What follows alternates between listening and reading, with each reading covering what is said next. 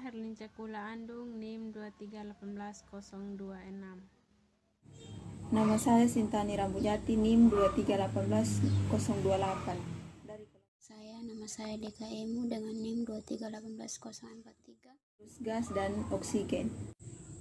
Siklus gas merupakan siklus mesin kalor yang terdiri dari dua proses isotermis dapat balik atau reversibel isotermik dan dua proses isobarik dapat balik atau reversibel isobarik. Oksigen merupakan gas unsur kimia yang tidak berbau, tidak berwarna, tidak berasa, yang muncul dalam kelimpahan yang besar di bumi, terperangkap oleh atmosfer. Sumber penghasil oksigen adalah hutan, yang merupakan paru-paru dunia, yang merupakan sumber utama penghasil oksigen. Cara untuk menjaga kelestarian hutan yaitu melakukan reboisasi, menanam pohon yang bermanfaat. Penyebab terjadinya oksigen: ketika kita menghirup udara dari luar, udara tersebut akan masuk ke dalam paru-paru. Proses terbentuknya oksigen yaitu melalui proses fotosintesis yang dilakukan oleh tumbuhan yang menghasilkan O2 atau oksigen. Menjelaskan tentang siklus karbon dan nitrogen. Yang pertama itu pengertian siklus karbon. Siklus karbon adalah proses penggerakan karbon dari satu area ke area lainnya. Karbon juga memiliki peran penting bagi kehidupan ekosistem di bumi. Selain itu, seluruh makhluk hidup juga memiliki kandungan karbon.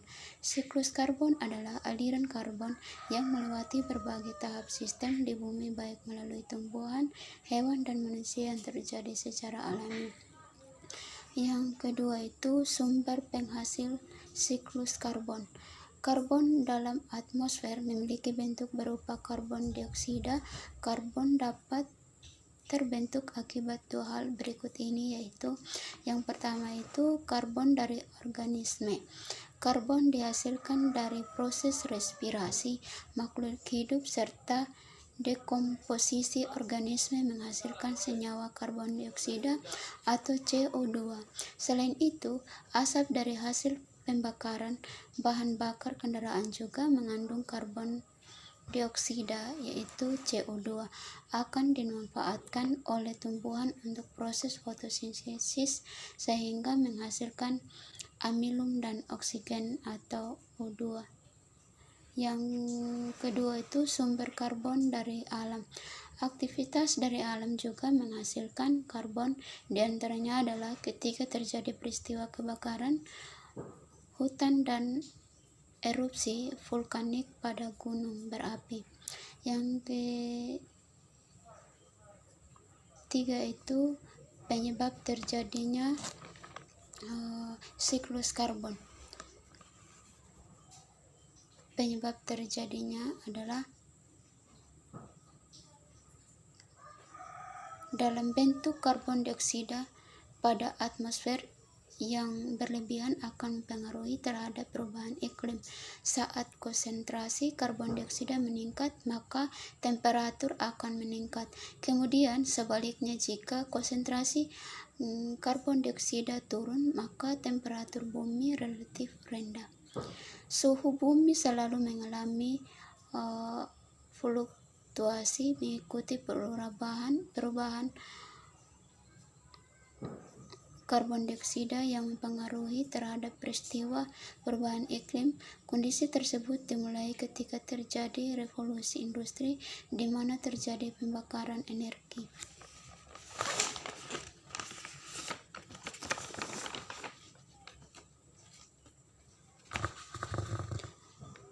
Fosil secara besar-besaran perubahan kadar karbon dioksida pada atmosfer secara signifikan menjadikan bumi mengalami peningkatan suhu ekstrem.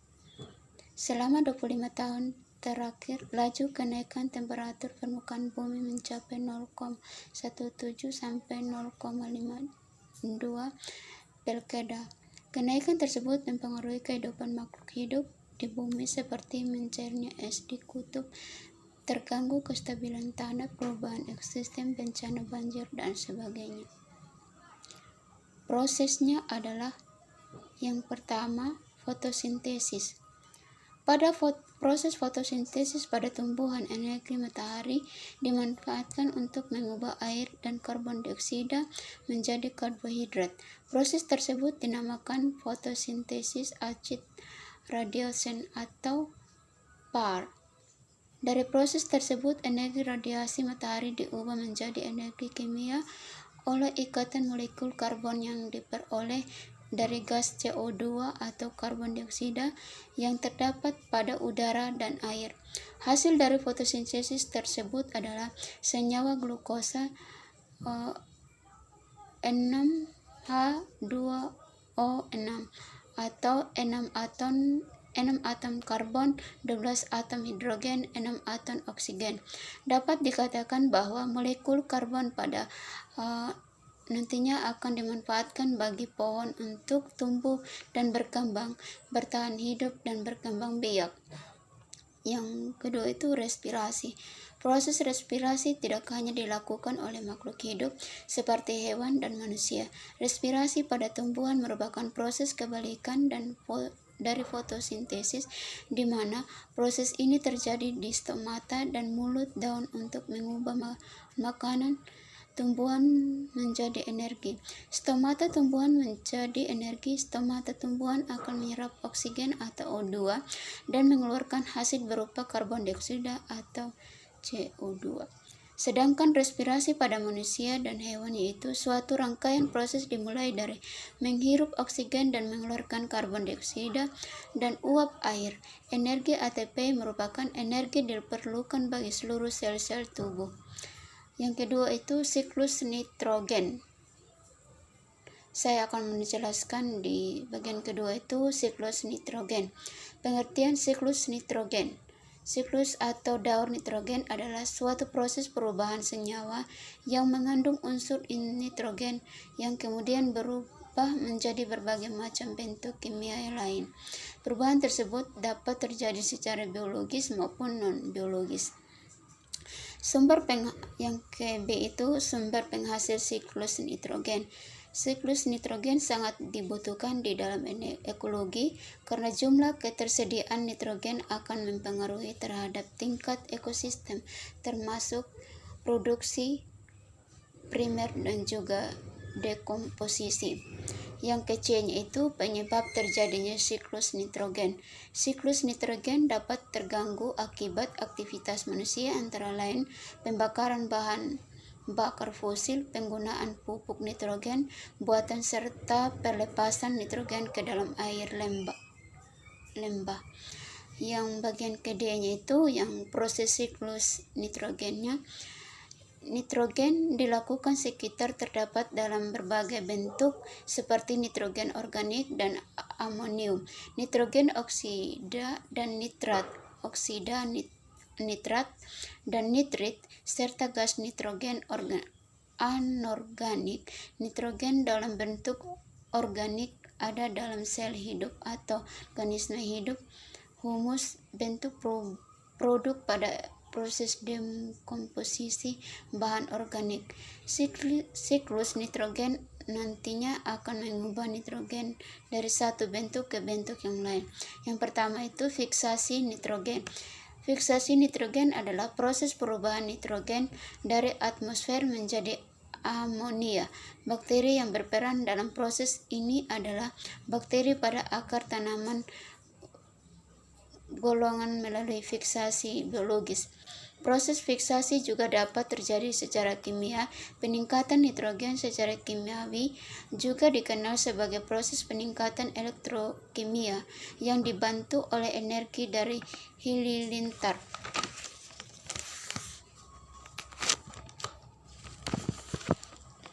Nitrifikasi. Yang kedua itu nitrifikasi. Nitrifikasi adalah proses oksidasi biologi amonia dengan oksigen menjadi amonium, kemudian nitrit, dan diikuti oleh proses oksidasi nitrit menjadi nitrat. Proses tersebut merupakan hal penting dalam siklus unsur hara tanah. Prosesnya dilakukan oleh bakteri autotrof dan bakteri amonia mengoksidasi. Yang ketiga itu asimilasi. Asimilasi nitrogen adalah proses pembentukan senyawa nitrogen organik, misalnya asam amino dari senyawa nitrogen anorganik setelah proses nitrifikasi oleh bakteri tanaman akan menyerap nitrogen dalam wujud nitrat. Kemudian gradien proton transporter nitrat akan menyerap nitrat dan kemudian diteruskan oleh xilem dari akar ke tunas. Yang keempat itu amonifikasi, tahapan siklus nitrogen di mana sisa-sisa tanaman serta limbah terurai oleh organisme kemudian menghasilkan amonia disebut amonifikasi. Yang kelima itu denitrifikasi. Denitrifikasi adalah proses reduksi nitrat yang berubah menjadi gas nitrogen inert dalam siklus nitrogen. Denitrifikasi dilakukan oleh bakteri seperti pada kondisi anaerobik. Selama proses respirasi, bakteri akan menggunakan nitrat sebagai akseptor elektron. Bakteri yang mampu bertahan pada kondisi aerobik ini adalah bakteri jenis anaerob fakultatif. Demikian penjelasan dari saya. Terima kasih. Pengertian siklus fosfor. Siklus fosfor adalah suatu rangkaian pergerakan fosfor yang melewati sebuah bidang ekosistem, hidrosfer, geosfer, dan biosfer. Siklus fosfor juga melibatkan komponen biotik atau makhluk hidup dan bersumber dari komponen abiotik atau benda mati. Selain itu, melibatkan unsur organis dan reaksi kimia dalam lingkungan abiotik. Dalam unsur kimia, fosfor memiliki nomor atom yaitu 15 dan memiliki kode P. Fosfor menjadi salah satu senyawa non-logam yang memiliki nilai valensi yang banyak dan termasuk ke dalam golongan nitrogen. Sumber penghasil fosfor. Fosfor dapat ditemukan dari batuan, tanah, tanaman, dan bahan organik. Daur fosfor adalah siklus yang melibatkan sumber fosfor, proses pada fosfor sampai menghasilkan fosfor yang bisa digunakan kembali oleh makhluk hidup. Contohnya hasil dari proses tersebut pelapukan batuan dan fisasi mineral. Penyebab terjadinya siklus fosfor. Siklus fosfor atau daur fosfor diawali dari sumber utama fosfor yang ditemukan dalam batuan melalui proses pelapukan. Pelapukan tersebut secara alami dipengaruhi oleh faktor cuaca, hujan, dan erosi sehingga mengakibatkan fosfor berpindah ke tanah. Proses ini disebut mineralisasi. Proses siklus fosfor. Yang pertama, pelapukan batu. Pelapukan berlangsung secara alami dan dipengaruhi oleh faktor hujan, cuaca, dan juga erosi yang menyebabkan faktor berpindah ke tanah. Pada saat batuan yang ada di dalamnya mengandung fosfor terkena air hujan, maka secara langsung akan melepaskan ion fosfat dan mineral lainnya yang terdapat di dalamnya. Kedua, penyerapan oleh tanaman dengan hewan. Fosfat yang sudah ada terkandung dalam tanah akan dimanfaatkan oleh tumbuhan, jamur, dan mikroorganisme lainnya. Sedangkan pada manusia dan hewan herbivora akan menyerap fosfor yang di dalamnya terkandung pada tanaman. Ketika mengonsumsinya pada hewan karnivora, fosfor akan diperoleh pada saat hewan memangsa hewan herbivora. Ketiga, dekomposisi dan dekomposer. Dekomposisi adalah proses fosfor akan kembali ke alam atau lingkungan melalui proses penguraian. Fosfat yang telah masuk dalam tanaman atau hewan akan diurai oleh dekomposer ketika tanaman atau hewan tersebut mati, sehingga fosfat organik akan kembali ke tanah atau air.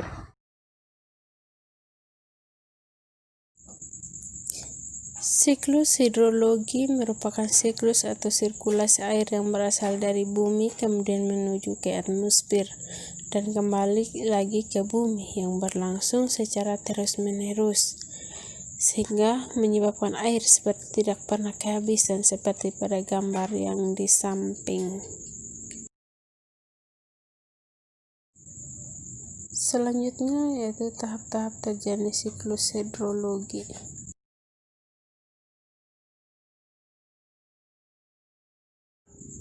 Ketika suatu saat air yang berada di laut akan mengalami penguapan atau evaporasi, atau yang disebut evaporasi merupakan peristiwa berubahnya air yang ada di permukaan bumi menjadi uap air dan naik ke lapisan atmosfer. Evaporasi terjadi karena temperatur yang cukup tinggi sehingga molekul air yang ada di permukaan memperoleh energi yang cukup untuk memisahkan air dari permukaannya.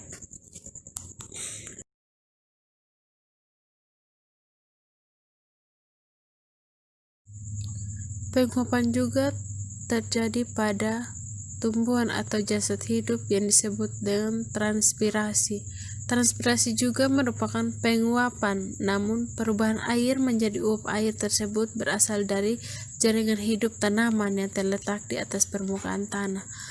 Proses transpirasi ini terjadi akibat penguapan air tanah yang diserap agar tumbuhan kemudian dialirkan melalui batang sehingga sampai permukaan daun lalu menguap ke atmosfer, dan faktor yang mempengaruhi adalah suhu, pergerakan angin, kelembapan udara, kelembapan tanah, dan jenis tanah.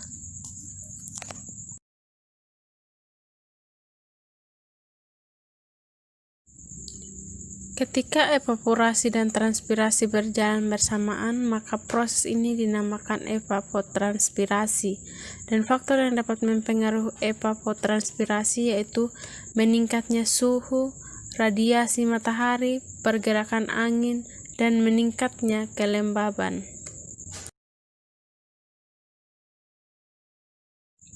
Pada penguapan evapotranspirasi terjadi juga penguapan di atas gunung, yaitu yang disebut sublimasi.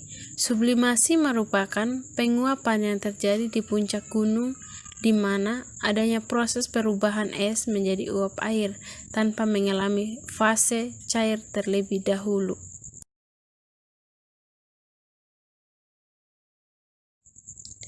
Ketika evaporasi dan transpirasi terjadi pada ketinggian tertentu akan terjadi yang namanya kondensasi. Kondensasi adalah perubahan uap air menjadi partikel titik-titik air setelah proses penguapan dan kondensasi dipengaruhi oleh suhu udara rendah pada ketinggian tertentu, sedangkan partikel titik-titik air tersebut kemudian saling berdekatan, kemudian membentuk awan. Ketika angin sudah berkumpul dan mencapai pada titik jenuhnya akan terjadinya presipitasi. Presipitasi adalah perubahan wujud uap air menjadi curahan atau jatuhnya air dari atmosfer ke permukaan bumi, yaitu yang biasa disebut dengan hujan.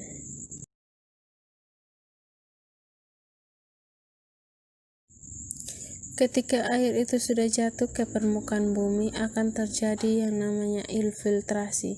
Infiltrasi adalah merupakan proses masuknya butir-butir air hujan dari permukaan bumi ke dalam pori-pori tanah.